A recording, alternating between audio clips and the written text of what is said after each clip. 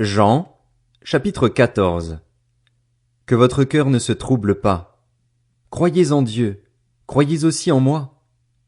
Il y a beaucoup de demeures dans la maison de mon Père. Si ce n'était pas le cas, je vous l'aurais dit. Je vais vous préparer une place. Et puisque je vais vous préparer une place, je reviendrai et je vous prendrai avec moi afin que, là où je suis, vous y soyez aussi. Vous savez où je vais et vous en savez le chemin. Thomas lui dit, Seigneur, nous ne savons pas où tu vas.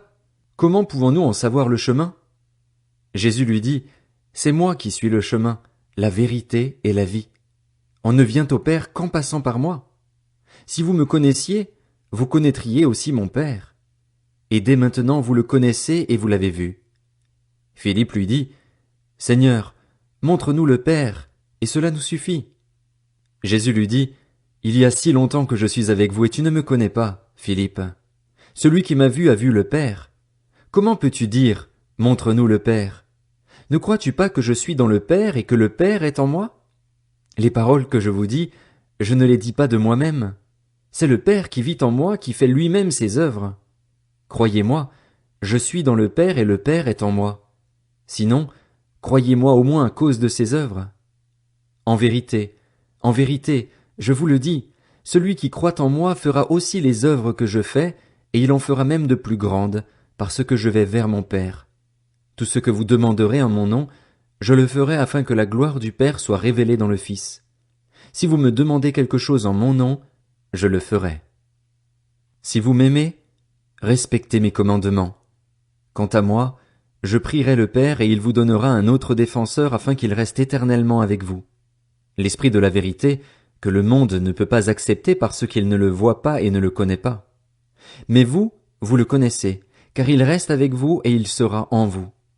Je ne vous laisserai pas orphelin, je reviens vers vous. Encore un peu de temps et le monde ne me verra plus. Mais vous, vous me verrez parce que je vis et que vous vivrez aussi. Ce jour-là, vous saurez que je suis en mon Père, que vous êtes en moi et moi en vous.